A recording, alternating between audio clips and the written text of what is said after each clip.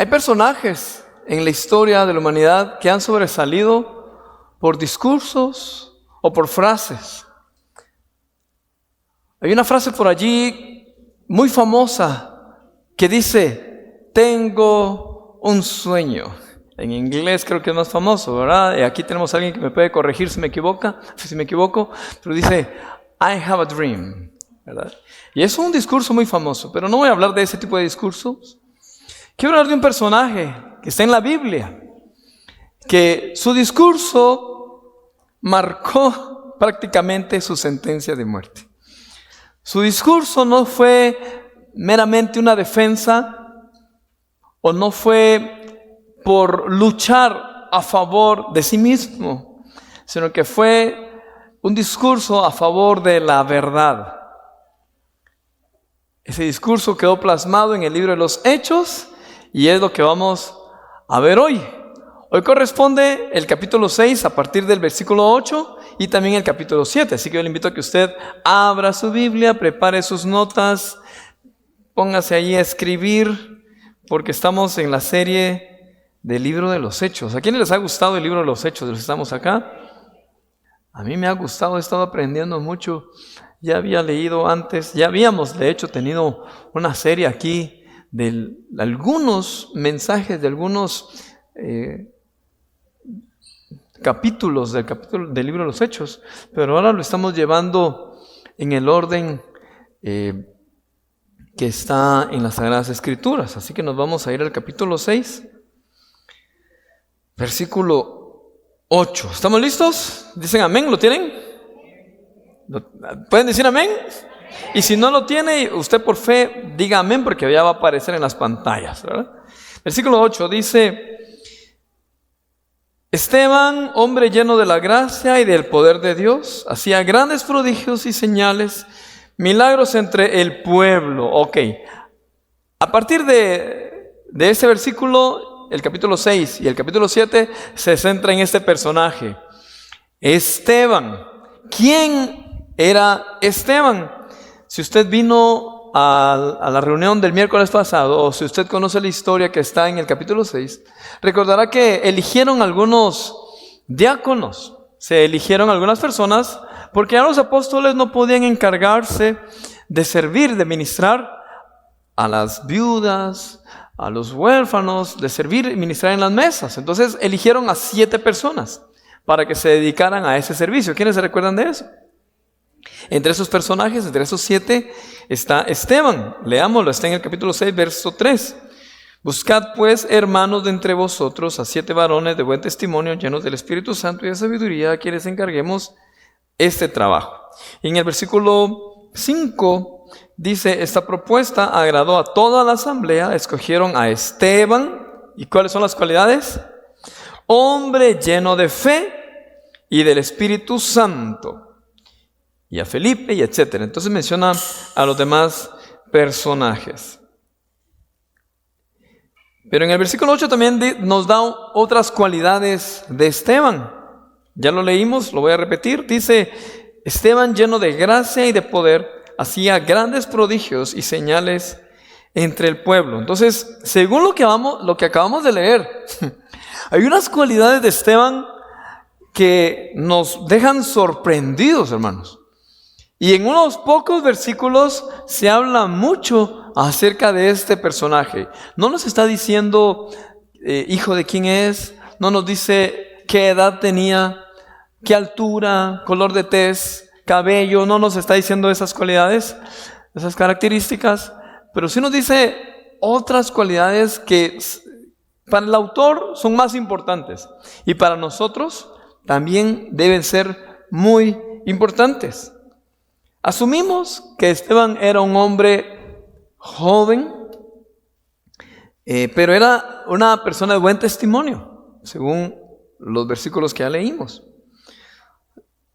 Lleno de sabiduría, lleno del Espíritu Santo, hombre de fe, lleno de gracia y de poder. ¿Por qué les menciono que era un hombre joven? Según algunas pinturas de muchas de muchos siglos atrás, que eran basados en relación a la tradición. Ustedes saben de que la tradición pues también aporta mucho. Hace muchísimos siglos pues no existían las fotografías, pero sí existía la tradición de boca en boca. Entonces cuando algunos pintores, ¿cómo se dice? Dibujaban, ¿verdad?, a Esteban, lo dibujaban así joven. Entonces por eso es que yo asumo, la Biblia no lo dice, pero eso los cuento según esas referencias, que era un joven. Aparte que no se habla tampoco de sus hijos. Entonces podemos asumirlo. Lo que sí nos dice la Biblia es que era de buen testimonio, lleno de sabiduría, lleno del Espíritu Santo, lleno de fe, lleno de gracia y de poder. ¿Quiénes quisieran tener esas cualidades en sus vidas? A veces algunas personas se caracterizan o nos caracterizamos por llenos de errores, ¿verdad? Lleno de debilidades, lleno de fracasos.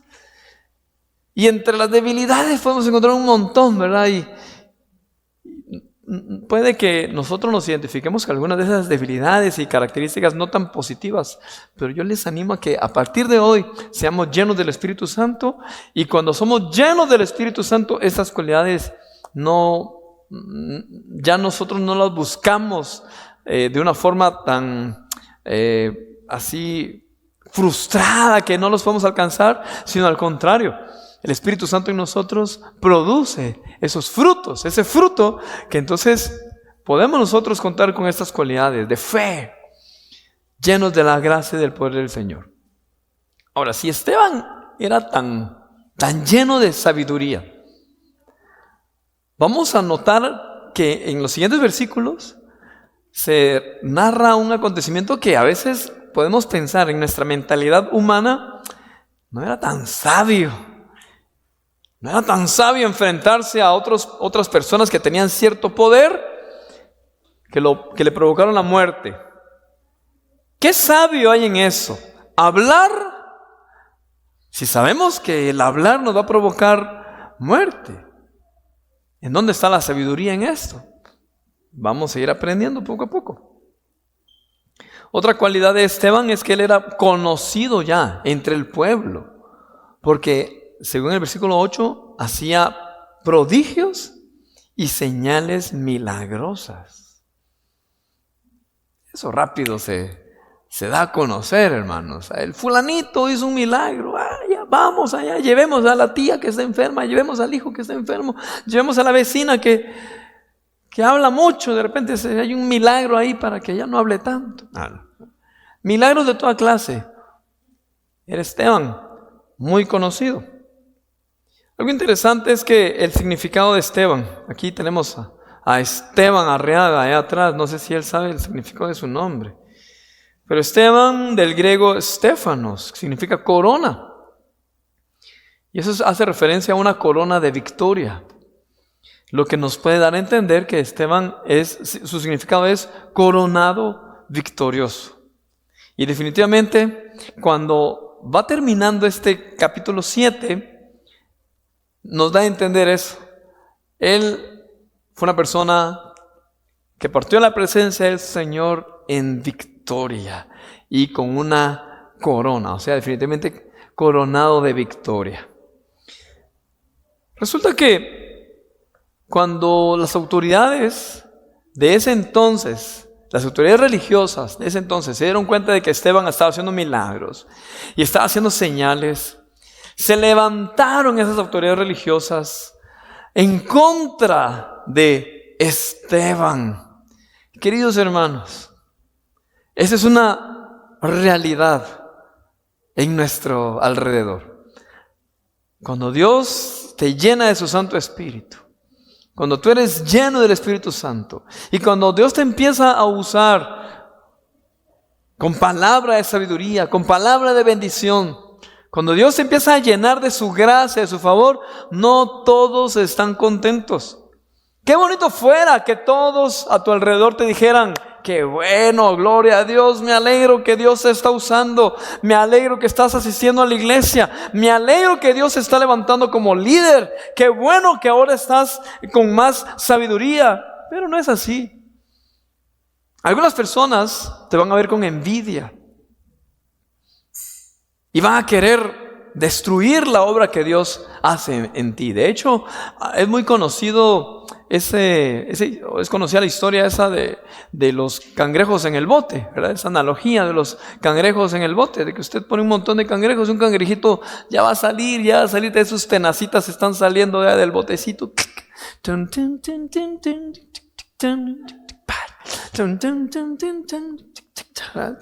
Cangrejito. ¿Y qué hacen los demás? Lo jalan y venite, vos sos de nuestro gremio. En muchas ocasiones así hay personas que nos rodean.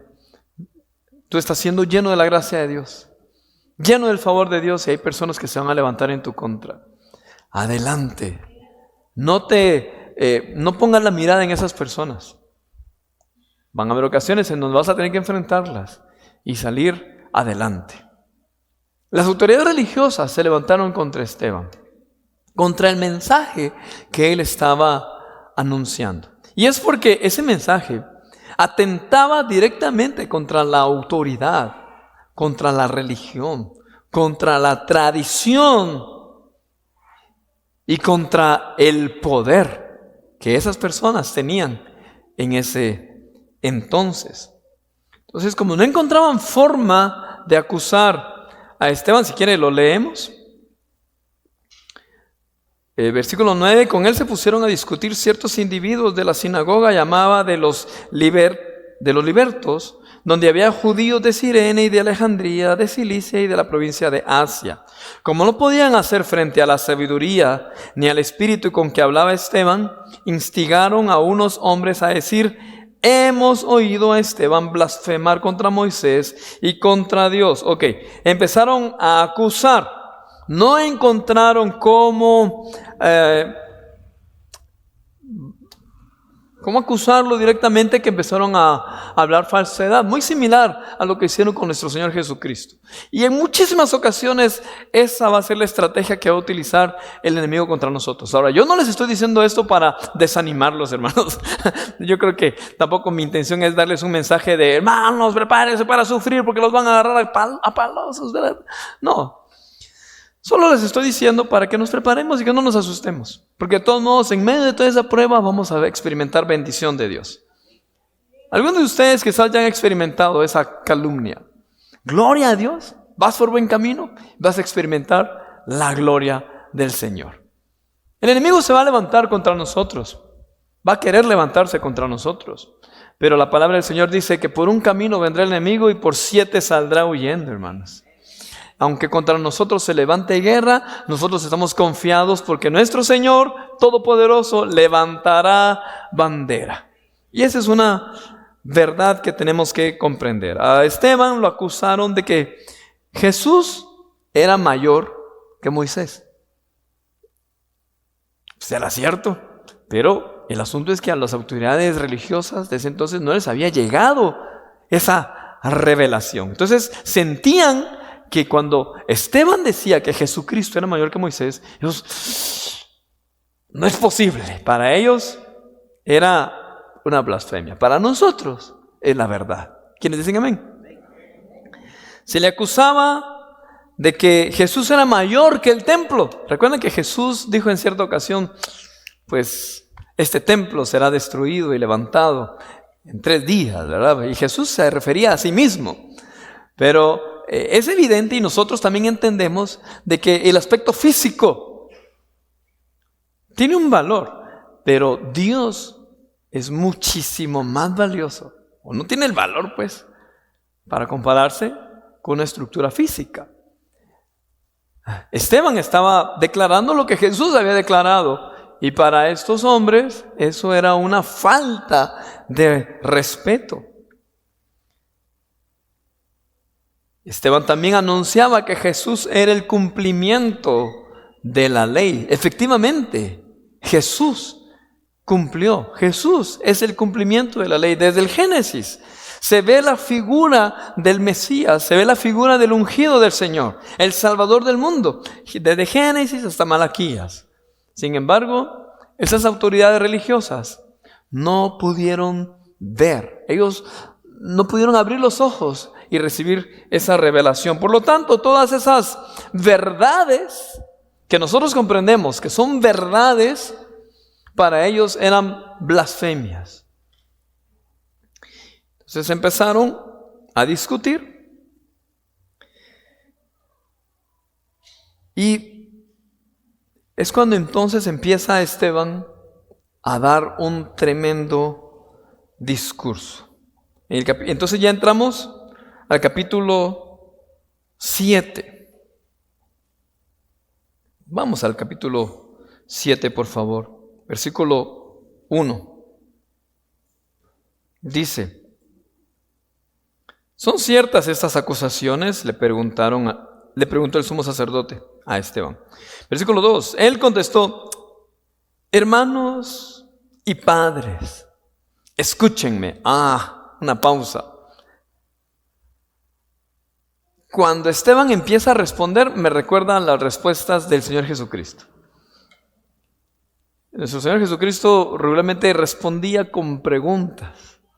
Le daban, lo querían acusar y él rápido resolvía para hacerlos pensar. Pues de esa misma forma, en esa misma estrategia, respondió Esteban: hermanos y padres, escúchenme.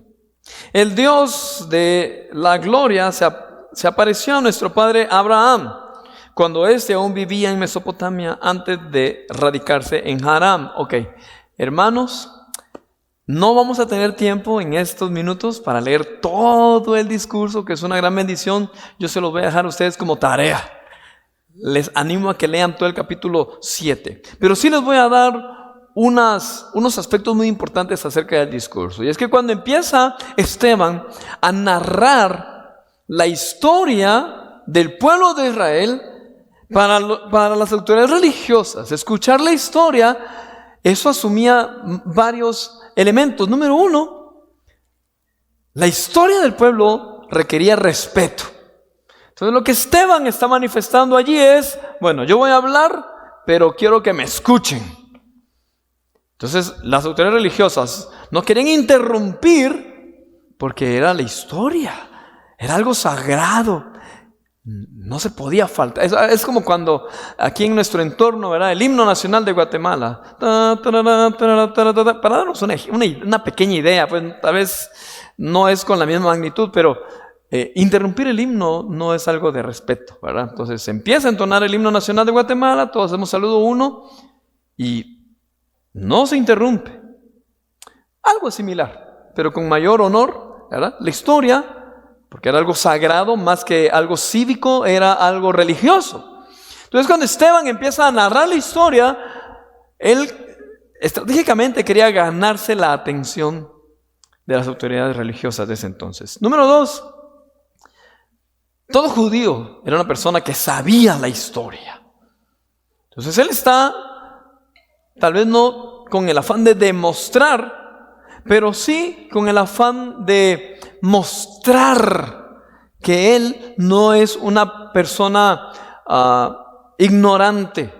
Él conocía la historia, y si él estaba predicando a un Jesucristo, a un personaje, a un Jesús resucitado, no era porque a él le habían lavado el cerebro y no era porque él era una persona que ignoraba de dónde provenía. No, él estaba demostrando que él estaba convencido de que Jesús es el cumplimiento de toda la ley. Pues entonces empieza el discurso hablando sobre Abraham. Ese discurso no fue en defensa propia, ese discurso era una declaración de sus convicciones, una declaración de la verdad.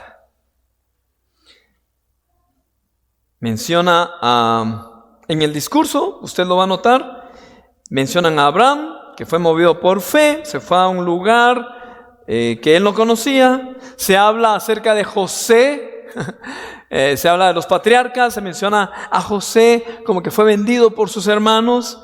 En ese discurso se menciona a de que todo el pueblo de Israel, por Jacob, ¿verdad? Israel fue llevado a Egipto.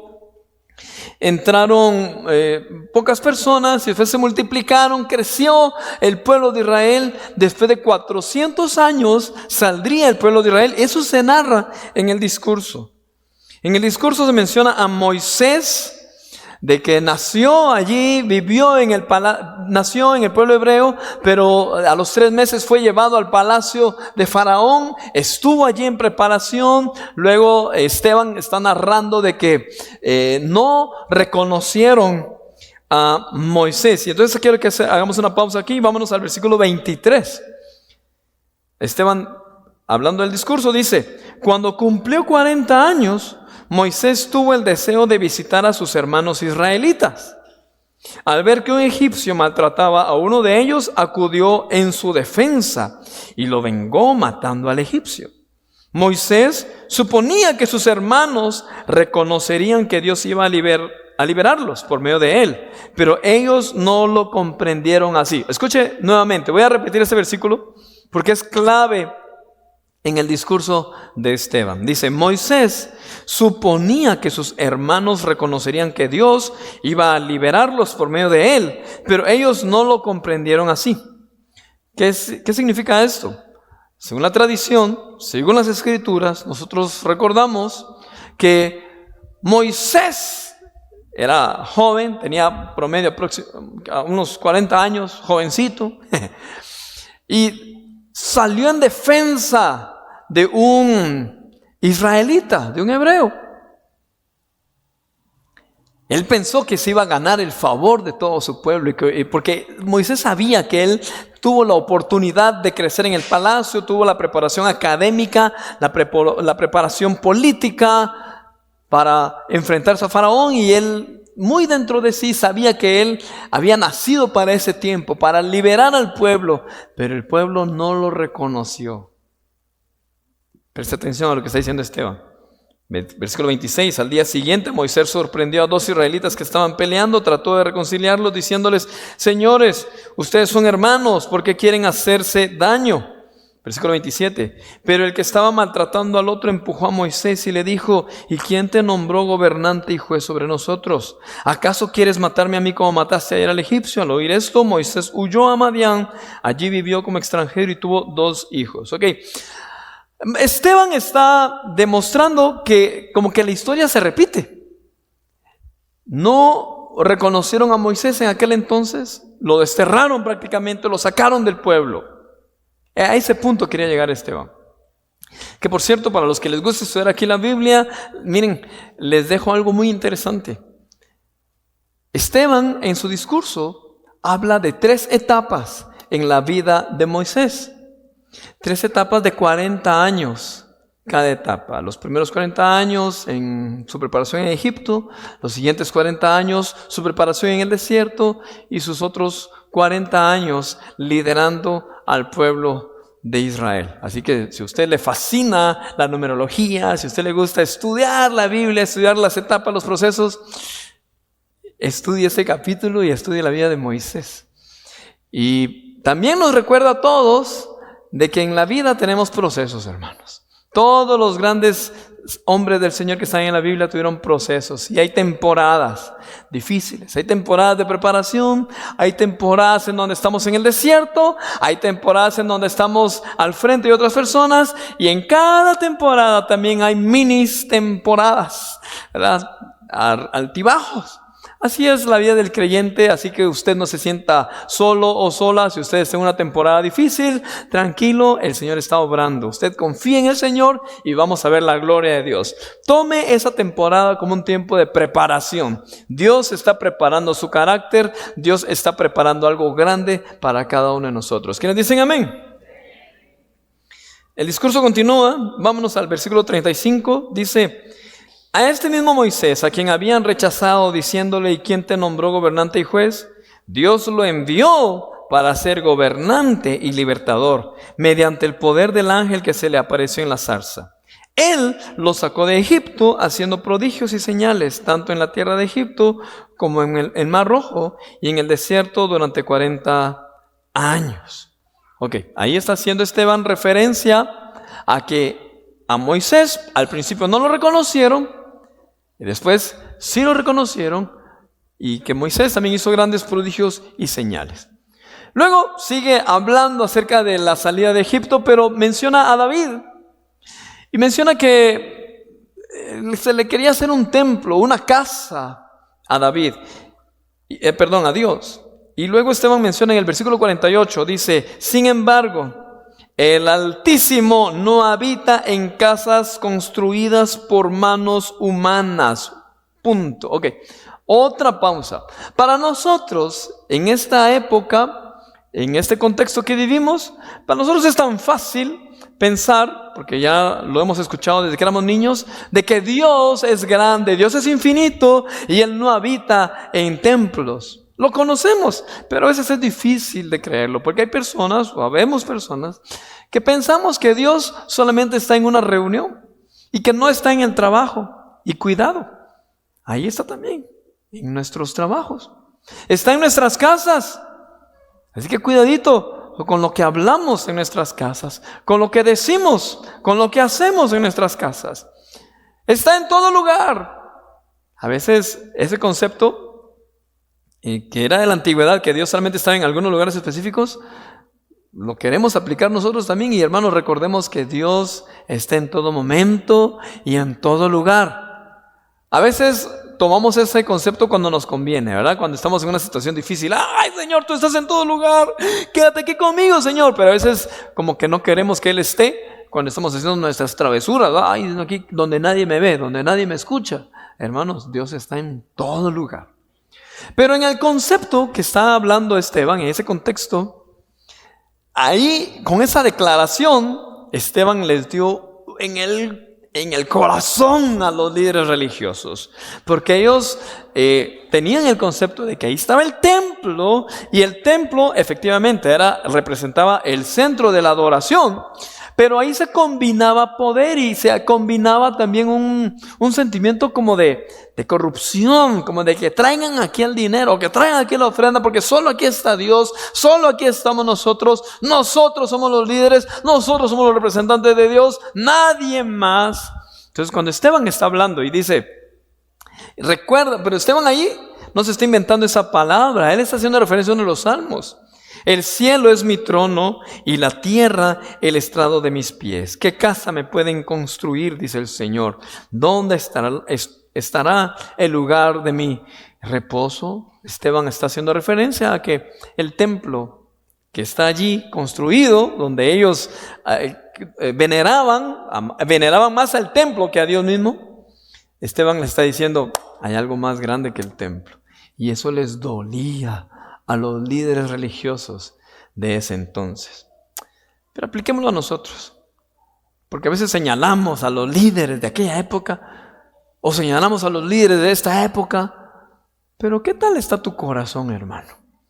¿Qué tienes tú que has puesto más importante que a Dios?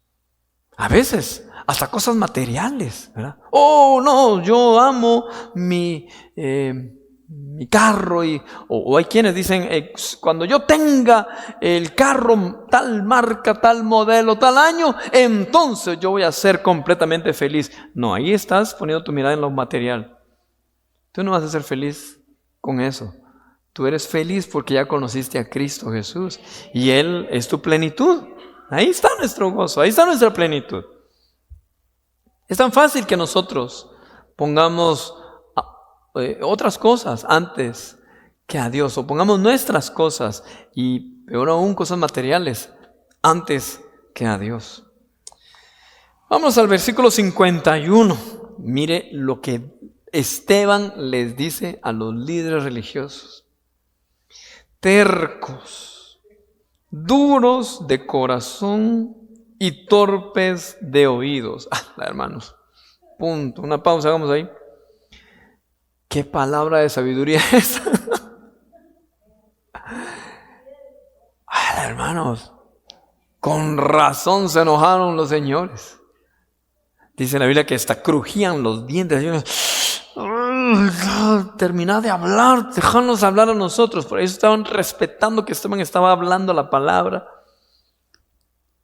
Pero cuando les dijo en el versículo 51, tercos, duros de corazón y torpes de oídos, ustedes son iguales que sus antepasados. Siempre resisten al Espíritu Santo. Y ahí me recuerda una frase que dice, quien no conoce la historia está condenado a repetirla.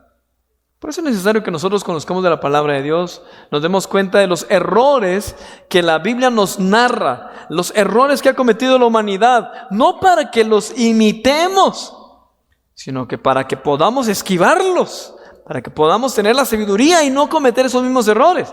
Hay personas que dicen que así como Abraham tuvo algunas otras mujeres, así como David tuvo muchas mujeres, así como Sansón tuvo muchas mujeres, entonces también nosotros deberíamos de tener muchas mujeres. No, hermanos. Suficiente con una, ¿verdad? Y si la Biblia menciona a estos personajes, no lo menciona con el afán de que hay que imitarlos. Porque de hecho Jesús mismo dijo, no fue así en el inicio. En el inicio dice, en el Génesis, por lo tanto dejará el hombre a su padre y a su madre y él se unirá a su mujer y serán una sola carne. Ese es el principio bíblico. No los ejemplos que están allí son para imitarlos todos, sino que algunos, si nosotros leemos correctamente la Biblia, nos vamos a dar cuenta de que hay algunos ejemplos que están allí para que no los volvamos a cometer. Pues Esteban dice eso. A lo largo de la historia de Israel, el pueblo ha rechazado a sus profetas. Rechazaron a Moisés, rechazaron a Jeremías, rechazaron a tantos ungidos. Y ahora están también rechazando al ungido del Señor. Eso es lo que está diciendo Esteban, versículo 52. ¿A cuál de los profetas no persiguieron sus antepasados? Ellos mataron a los que de antemano anunciaron la venida del justo, y ahora lo han traicionado y asesinado.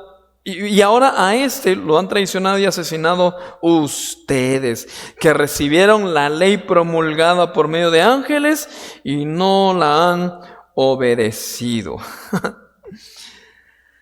Ok, ahí entonces hay un dedo acusador de Esteban hacia estos varones.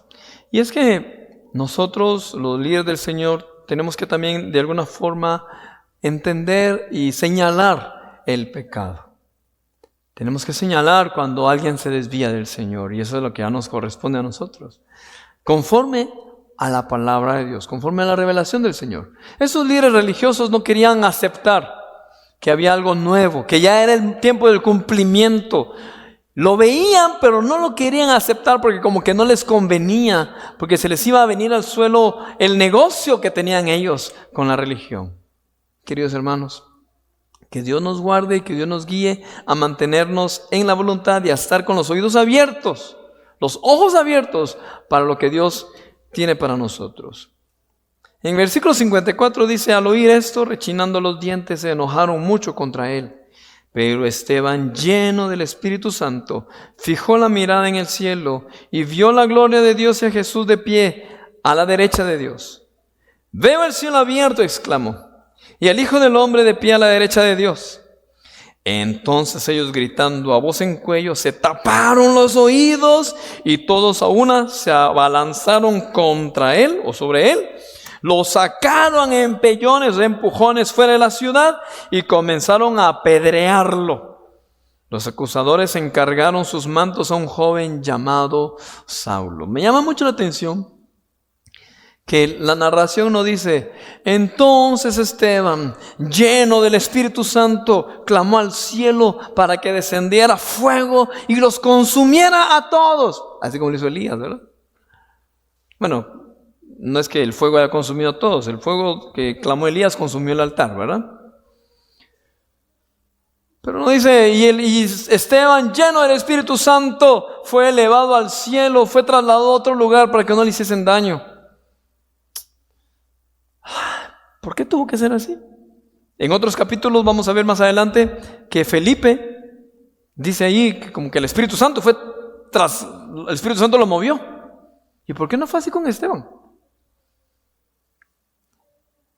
Cuando leímos los evangelios, Vimos de que en un momento una turba se levantó contra Jesús y algo sucedió. El Espíritu Santo hizo algo en la mente, en los ojos de quienes acusaban a Jesús. Dice que Jesús pasó en medio de ellos. Se escapó caminando tranquilo en medio de ellos. Pero ¿por qué no fue así con Esteban? ¿Sabe qué, hermano? Hay ocasiones en donde no tenemos respuestas. ¿Por qué si Dios actuó de una forma con otra persona y le dio victoria, le dio sanidad, o a mi parecer le dio la victoria según mi mente a esa persona, y por qué a mí como que no me da victoria? ¿Por qué Dios obra milagros sobrenaturales en aquella persona y por qué no sucede así conmigo? Yo creo que muchos de nosotros nos hemos preguntado así: ¿por qué Dios no libró a cierta persona? Más cuando son seres queridos, ¿verdad, hermanos? Seres amados. ¿Y por qué Dios no sanó? ¿Y por qué Dios no obró? ¿Y por qué Dios no intervino? Déjeme decirle que sí intervino. Lo que pasa es de que no interviene igual. Pero eso es lo que nos cuesta entender a nosotros. Dios actúa de diferentes formas. ¿Y por qué? No lo sabemos, hermano. Hay misterios del Señor que cuando estemos en la eternidad, creo que allí vamos a poder, quizás nos acordemos de preguntarle y le vamos a consultar: Señor, ¿y por qué hiciste esto? Yo, ¿por qué no lo hiciste de otra forma? Esteban dice que lleno del Espíritu Santo puso la mirada en el cielo, pero no se salvó de la muerte física. Lo apedrearon. Yo estaba buscando el fundamento de por qué lo apedrearon y encontré en una ley en Deuteronomio capítulo 13. Usted lo va a leer también en su casa si lo quiere seguir estudiando. De que se apedreaban y la ley permitía que se le apedreara a la persona que provocaba un desvío un desvío de los mandamientos del Señor.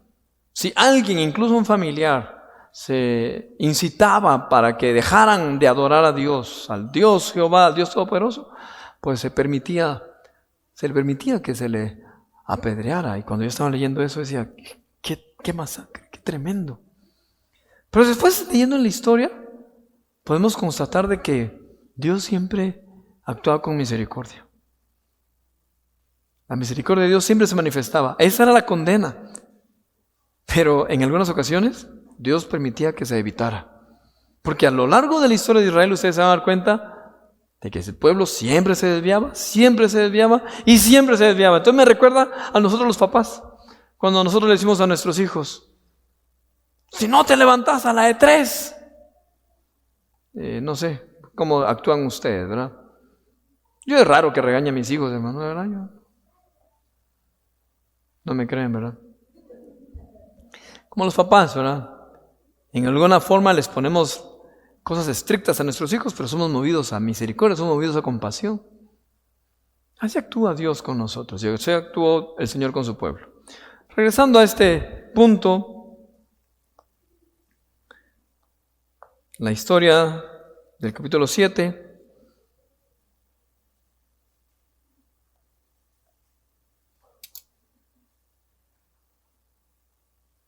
En el versículo 59 nos da una lección tremenda, la reacción de Esteban. Dice: mientras lo apedreaban, Esteban, ¿qué hacía, hermano Esteban? Oraba. Este hermano Esteban, sí, de verdad que nos da una gran lección, hermano. ¿Qué paz pudo haber tenido hermano Esteban, que estaba orando en medio de ser apedreado? Y no eran piedritas así como las del Piedrín, ¿verdad? O piedra poma, no eran esas. No. Eran piedras grandes, porque no era para lastimarlo, era para exterminarlo. Suena muy sangriento eso, ¿verdad? Pero dice, Esteban oraba: Señor Jesús, decía, recibe mi espíritu. Luego cayó de rodillas y gritó: Señor, no les tomes en cuenta este pecado. Cuando hubo dicho esto, la Nueva Versión Internacional dice: murió. La versión Reina Valera dice: durmió. Y el concepto es más de dormir. Acuérdense que nosotros como creyentes y las escrituras nos indican de que nosotros dormimos, ¿verdad? Después para entrar a la etapa de la eternidad. No es una muerte, no es el acabose, sino que es una nueva, un descanso, ¿verdad? Es una transición, ¿verdad? Pues Esteban terminó sus días en esta tierra de esa forma. ¿Qué aprendemos entonces? Yo encuentro tres puntos que aprendemos. Número 1, que siempre debemos estar preparados. La preparación es buena. Esteban estaba preparado académicamente, con conocimiento. Lea la Biblia, leamos la Biblia, hermanos. Para que cuando el enemigo venga, o cuando personas quieran atacarnos, nosotros tengamos el fundamento bíblico. No para acusarlos, no para demostrar que sabemos, no. Simple y sencillamente para que nosotros estemos firmes en nuestras convicciones y en nuestra fe. Esteban estaba firme en la fe. Y la revelación le llegó a Esteban porque él tenía el conocimiento de la palabra de Dios. Número 2. Imitemos la fe y la convicción de Esteban. Hermanos, estamos en una época en donde nuestra fe es probada. Y a veces cedemos. Ay, mejor que no sepan que soy cristiano. Mejor ni digo que soy evangélico. Si no, puede que ya no me den el cheque.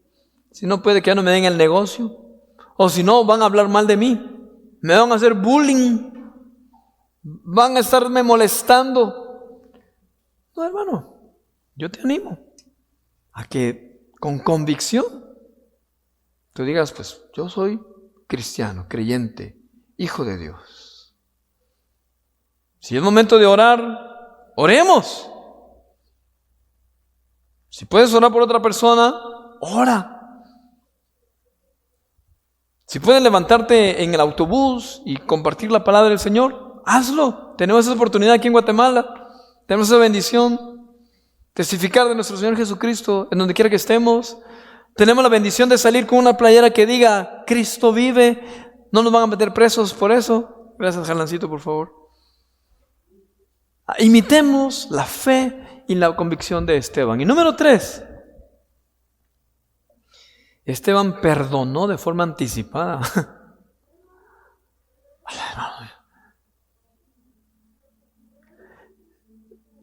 En este capítulo 7 se dice de que dejaron las vestimentas de Esteban a los pies de un joven llamado Saulo. Ustedes recordarán que Saulo después tuvo un encuentro personal con el Señor Jesucristo y nosotros después lo conocimos como Pablo, ¿verdad? El escritor de una gran parte del Nuevo Testamento. Sin lugar a dudas, Saulo, y bueno, lo dice después en los capítulos que vamos a ver más adelante del libro de los Hechos, Saulo vio algo en Esteban. De hecho, dice la Biblia en el capítulo 6 de que el rostro de Esteban era como de un ángel. Yo creo que Saulo vio eso. Y quizás Saulo escuchó eso cuando Esteban dijo: no les tomes en cuenta este pecado.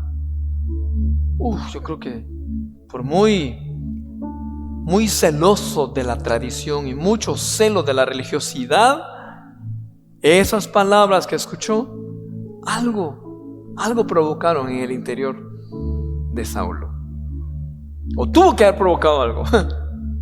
Lo triste es que cuando escuchamos palabras así, o vemos acciones como las de Esteban, hay personas que son como piedra y no les conmueve nada de eso, no les toca nada de esto. ¿Por qué? Porque primero ponen su religiosidad, ponen primero su conocimiento y sus intereses personales. Queridos hermanos, no seamos nosotros de ese tipo de personas. Acordémonos que Jesús en cierta ocasión contó la parábola de un hombre que fue golpeado por ladrones y quedó tirado en el suelo. Pasó un escriba, pasó un levita, Es un sacerdote, ignoraron a ese hombre. Jesús, lo curioso es de que Jesús, al igual que Esteban, no atacó la palabra, no atacó lo sagrado, atacó o confrontó el corazón de las personas que ponían primero la tradición, primero la religiosidad antes que a Dios y antes que al prójimo. Querido hermano, amemos la palabra de Dios, amemos la iglesia, amemos la obra de Dios, pero más que amar la obra de Dios, más que amar la iglesia, me refiero al templo, amemos a Dios y amemos al prójimo. Póngase de pie, por favor. Esteban perdonó.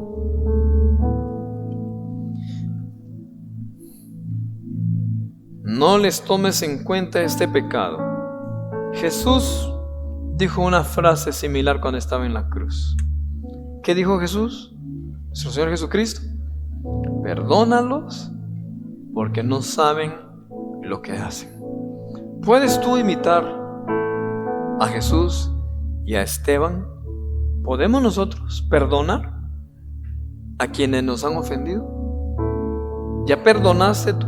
¿O eres de las personas que dicen: yo eso no lo perdono, yo no voy a estar perdonando a nadie, yo no sé? ¿No te das cuenta que tú mismo te estás haciendo daño? Si eres un seguidor de Cristo Jesús, debes imitar a Cristo Jesús, quien perdonó. Aprendamos de Esteban, su fe, su convicción, su preparación y también un corazón perdonador. Cierra tus ojos y medita en esta palabra. Y si sabes que tú debes perdonar, pídele al Señor, pídele al Espíritu Santo que te ayude, que te dé la fuerza. Tú no lo puedes hacer con tus propias fuerzas. Imita a Esteban, dice la Biblia: Esteban, hombre lleno del Espíritu Santo. Al ser llenos del Espíritu Santo, tenemos la fuerza para perdonar. Y de esa manera vas a ser libre, porque perdonar no beneficia a la otra persona. Perdonar te beneficia a ti, te hace libre. Aleluya. Padre, gracias por esta palabra. Gracias porque nos has enseñado de tu siervo Esteban. Te ruego, mi Señor, que este mensaje, que esta palabra quede en nuestro corazón. Llénanos con tu Santo Espíritu. Satúranos con tu gloria, satúranos con tu gracia y permite que podamos conocerte a ti y testificar a otros lo que tú has hecho en nosotros, Señor. Te pido que porque tú a tu pueblo les llenes de fuerza, de tu Santo Espíritu, para poder testificar de ti. Ayúdanos, Señor, danos esa convicción y esa fe, esa certeza para hablar a otros de ti, para testificar a otros de ti. En el nombre de Jesús, Señor, levanta predicadores aquí entre nosotros. Levanta servidores como Esteban. Levántanos a nosotros, Señor, como ministros, como Esteban, con esa convicción, con esa fe, con esa llenura de tu Santo Espíritu, Señor. Te lo rogamos en el nombre de Jesús. Amén.